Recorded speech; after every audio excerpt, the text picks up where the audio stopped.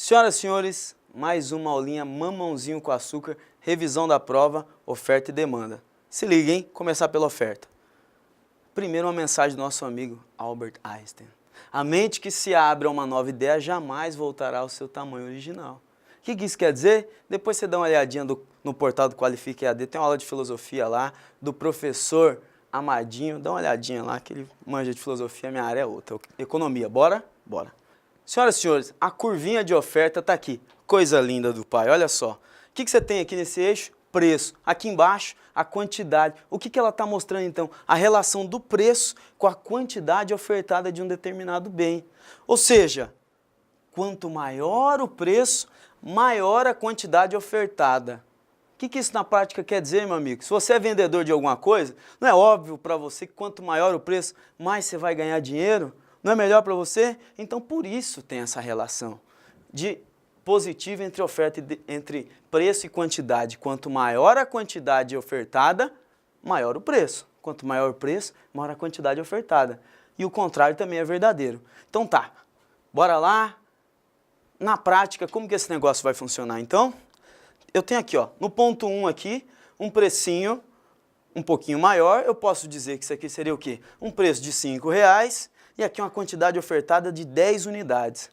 Se o preço for menor, é claro, o nosso amigo aqui, ele vai querer ofertar menos, ele prefere segurar um pouquinho mais para depois vender, porque ele sabe que o preço vai subir. Então, só para provar que a nossa relação é verdadeira, quanto maior o preço, maior a quantidade ofertada. Agora eu quero dizer para você, o que desloca a curva? Lembra do esqueminha? Deslocamento na curva e deslocamento da curva. Ao longo da curva e um deslocamento da curva em si. Eu estou pressupondo uma coisinha aqui. A matéria-prima para produzir determinado produto, caiu o preço da matéria-prima. Caiu. Isso é um deslocamento na curva ou da curva? Regrinha básica. É uma questão de preço ou extrapreço?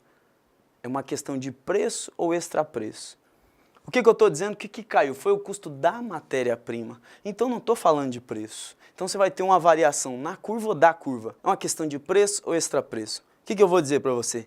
Extrapreço, meu amigo. O que caiu foi o custo da matéria-prima. Se a matéria-prima caiu, fica mais fácil para o vendedor ofertar, não é isso? Se você mantiver o mesmo preço, para ele vai ficar mais barato vender. Então o que ele faz? Ele vende mais, ele vai oferecer mais. É extrapreço, deslocamento da curva. Veja essa curva aqui, a nossa curva original. Depois que caiu a matéria-prima, você deslocou a curva para a direita. Olha só, deslocou a curva para a direita. Ao preço de P1, ele vai vender uma quantidade bem maior.